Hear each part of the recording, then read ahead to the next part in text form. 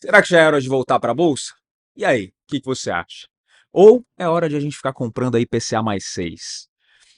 O cenário americano complicado, será que é hora de trazer o dinheiro de volta para o Brasil? Bom, o episódio do Money Play de hoje é sobre inversões de mercado e como você deve se posicionar para investir melhor o seu dinheiro. Então, se você quer saber mais, fica comigo até o final. Bora dar o play? Tá começando mais o Money Play, comigo, Fabrício Duarte. E já começa deixando o seu like, você que ainda não é inscrito, se inscreve também, porque aí o YouTube vai entender que esse conteúdo é relevante para você e também é bom pro canal. Então já deixa o like, já se inscreve e vamos lá, falar do episódio de hoje, porque vou trazer dado histórico aí, tá? Não de muito longe, mas vamos lembrar, coisa de 10 aninhos atrás, em 2015, todo mundo estava desesperado com a bolsa. Por quê? A Petrobras estava no meio de um escândalo, estava derretendo, a cotação chegou na casa dos R$ 4. Se você não lembra, vai lá acompanhar alguns vídeos, até alguns conteúdos do pessoal falando sobre isso. Por outro lado, a renda fixa estava pagando mais de 10% ao ano nos títulos mais seguros. Só que no ano seguinte, 2016, o cenário ele começou a se inverter. Então, de 2016 até o começo de 2020, a remuneração da renda fixa ela despencou e a bolsa subiu quase 200%. Sendo que a Petrobras, que estava na casa dos R$ 4, ela subiu quase 600%, sem contar o reinvestimento dos dividendos. Olhando isso, você é meio que induzido a acreditar que, enquanto renda fixa ela desce, a renda variável ela sobe e vice-versa, né? É, olhando assim até parece que é. Mas essa correlação, ela não é tão certa assim. Porque se você voltar em 2020, a bolsa ela despencou 39% no seu pior momento e a Selic ela foi para 2% ao ano, também a menor taxa da história. Sim, a gente estava num cenário em que os dois lados estavam ruins, tanto renda fixa quanto renda variável. Só que a ideia de inversão de mercado ela é justamente quando um mercado que está em alta vai para baixa ou quando o mercado que está em baixa ele vai para alta. E apesar de grandes bancos, fundos e mega investidores gastarem uma fortuna para prever quando essas inversões elas vão acontecer, quase sempre é impossível ter essa previsão. Então eles gastam fortunas, mas assim, vão acertar? Boa parte das vezes, não. Muitas vezes acontece algo totalmente inesperado que está fora de todos os radares, como aconteceu, por exemplo, em 2020. O autor e estatístico Nicholas Taleb, ele chama esses eventos inesperados de cisne negro. E ok, né? Mesmo instituições trilionárias não conseguem calcular com precisão todas as inversões de mercado, como que pessoas comuns como você e eu vamos conseguir fazer isso? Não dá, né? Melhor abrir mão, não é verdade? Fala, pô, eu vou tentar acertar aqui algo que as empresas do mundo inteiro, as maiores do mundo, elas tentam acertar e muitas vezes, na maioria, elas erram. Então, pô, será que você, eu, pessoas comuns, meros investidores, pessoas físicas, vão conseguir? Não, né? Melhor abandonar essa ideia porque realmente não faz sentido. Uma estratégia que é muito adotada entre os gestores de fundos de investimento é de investir em pontas, tá? Ou apostas ali, né? A gente pode dizer, pontas opostas, tá? A gente pode dizer, que é o exemplo que eu dei de renda fixa e renda variável. Muitos deles tentam concentrar mais no ponto que está em tendência de alta e menos no que está em tendência de baixa. Isso faz sentido, não faz? Até 2020 mostrou que não faz. Pois é, já que ambos os lados despencaram. Outros gestores, eles adotam outras estratégias que pode até variar um pouquinho, mas as estratégias que eles adotam são para poder evitar perdas significativas em uma inversão de mercado, justamente para uma proteção. Mas, de novo, cai em muitos estudos, investimento em software, estatísticas profissionais de primeiro nível, mas tudo com o intuito de ou ter um ganho substancial, apostando em uma ponta oposta à outra, ou ter pelo menos uma proteção, caso tenha ali alguma inversão de mercado, como foi o caso em alguns momentos históricos, aí o mais recente, em 2020. O que uma pessoa comum que trabalha, poupa e investe pode fazer nesse meio do caminho? A resposta ela é bem simples, é manter uma diversificação também muito simples. Não tem como um médico, um dentista, um advogado, um nutricionista ficar acompanhando o mercado o tempo todo. Primeiro, porque na maior parte do tempo não acontece nada. Sendo bem sincero, se você olhar, tirar, sei lá, uma semana inteira para acompanhar os movimentos da bolsa, você vai ver que a bolsa abriu a semana em 120 mil pontos. Aí subiu para 125, baixou para 115, vai movimentar a semana inteira, mas aí no fim da semana vai fechar em 121. Qual foi o grande movimento que ela teve? Qual foi a grande variação? Na maioria das vezes não vai acontecer nada ou muito próximo de nada, se você ficar acompanhando sempre. Ou seja, você que é dentista, médico, advogado, engenheiro, nutricionista, psicólogo, faz sentido ficar acompanhando algo o tempo inteiro, sendo que vai o tempo inteiro praticamente continuar a mesma coisa? Não faz. Tá? E segundo ponto é porque esses profissionais que eu citei, né, que eu dei de exemplo aqui, ganhariam muito mais focando nos seus próprios trabalhos. Faz muito mais sentido você focar em se especializar, em aumentar a sua renda na profissão que você exerce, do que perder tempo acompanhando o mercado, que boa parte das vezes você não vai entender 100%, até porque o mercado mesmo não se entende 100% em alguns casos, mas você não vai entender 100%, e também ele não vai ter grandes variações no curtíssimo prazo, algo que no curto prazo, a gente colocar aí num período de 2, 3, 6 meses talvez, você consegue fazer um curso que vai te dar muito mais conhecimento e te abrir muito mais portas para você ganhar mais com a sua profissão. É verdade? Comenta aqui embaixo, o que você acha disso? Faz sentido acompanhar o mercado o tempo inteiro? Ou faz mais sentido você tirar esse tempo para poder investir no seu desenvolvimento pessoal, profissional, para que você consiga salários melhores? Eu sempre falo sobre isso aqui, mas eu nunca peço a sua opinião. Então agora estou oficialmente pedindo a sua opinião aqui nos comentários. Manda aí o que você acha. Tá?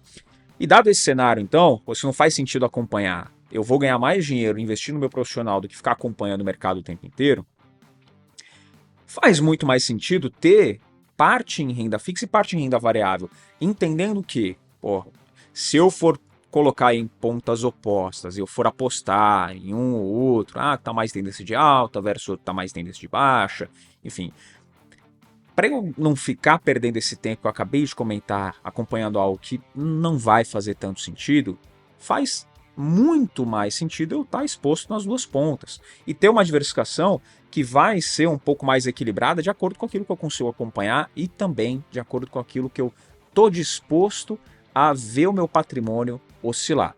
E eu vou dar alguns exemplos aqui do que pode acontecer para você que vai investir, você investidor que tem a sua carteira.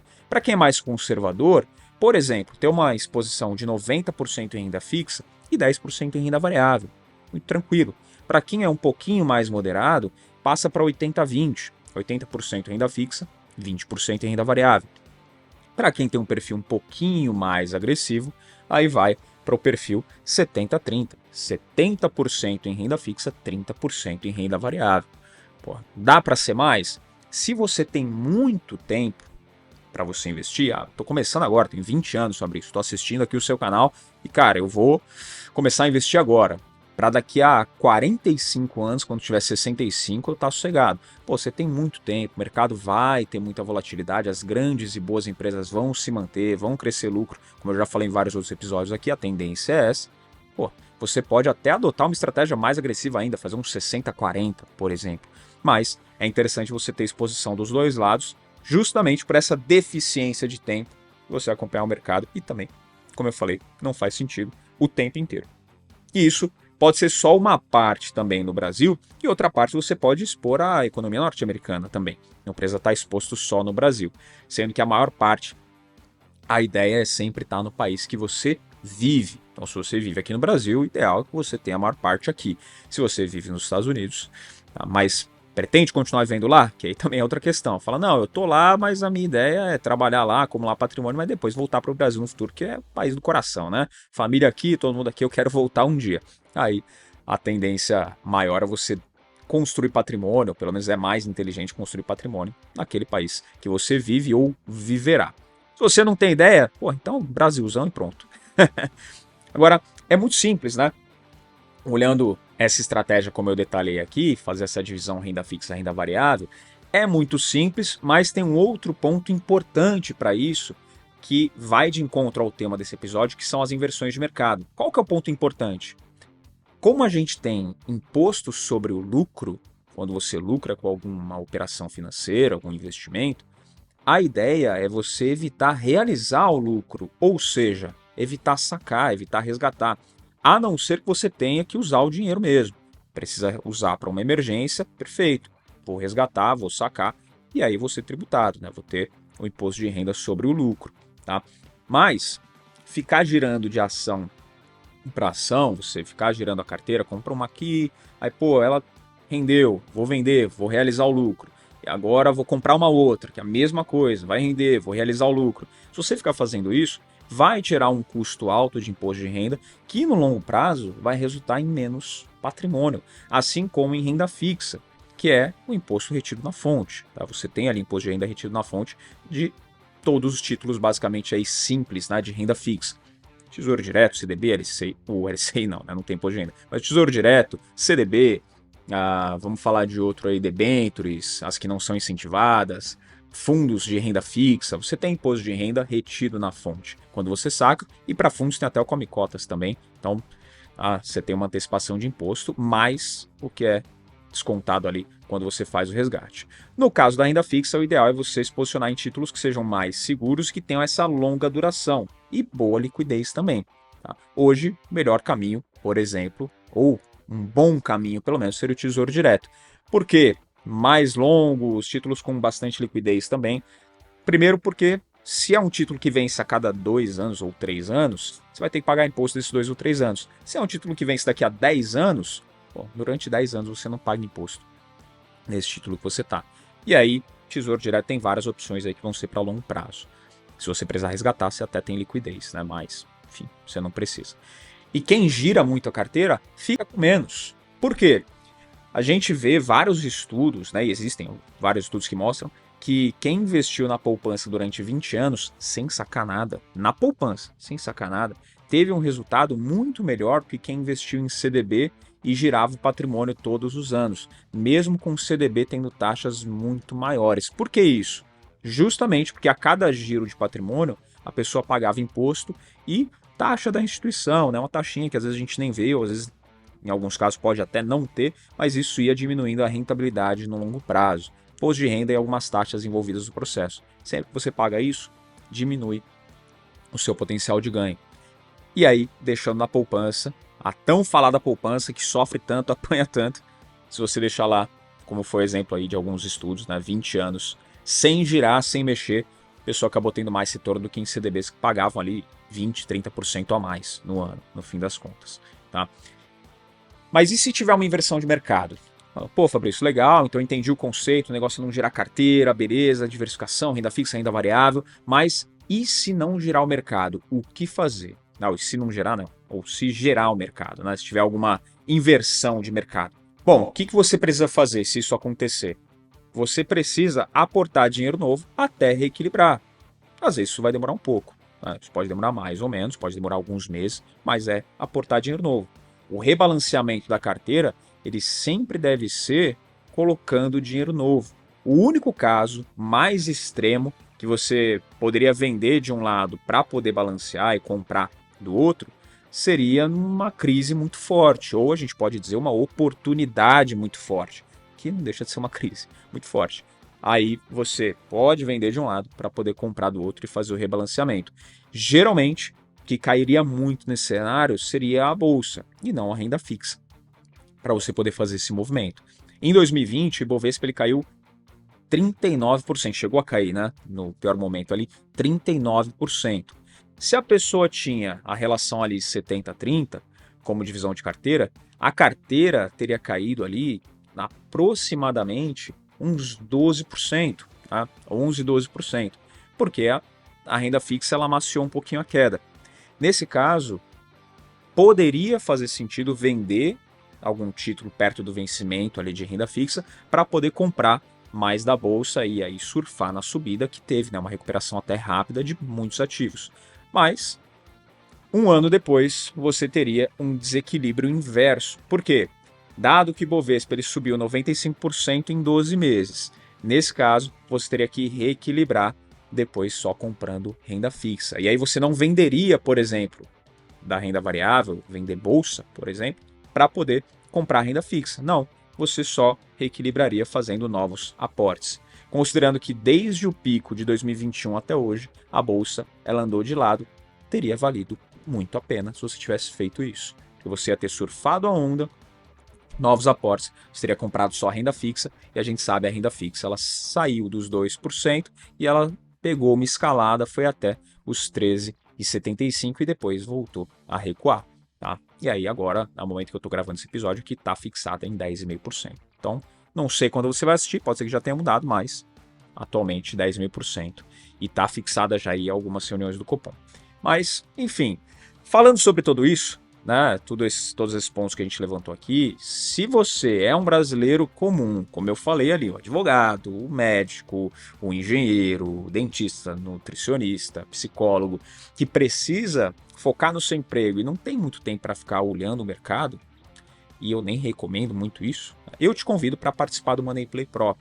Lá a gente tem cursos, tem lives, tem estudos e um resumão do que você precisa saber para ir gerenciando uma carteira de investimentos sem ter que ficar gastando muito tempo com isso e focar naquilo que realmente importa. Afinal, gente como a gente tem que ganhar dinheiro trabalhando e nos investimentos o dinheiro tem que trabalhar praticamente sozinho. Concorda? Pois é. Por isso, convido você a fazer parte do Money Play Pro. Vou deixar o link aqui na descrição. Se inscreve, clica lá, te encontro lá com bastante conteúdo e com as estratégias já consagradas aí do mercado para você poder fazer esse gerenciamento de carteira de uma forma muito mais prática. Beleza? Agora, resumindo o que a gente conversou nesse episódio aqui, inversões de mercado sempre acontecem e vão continuar acontecendo, tá? Sempre aconteceram no passado, vão continuar acontecendo aí para o futuro. Quando? Não sei.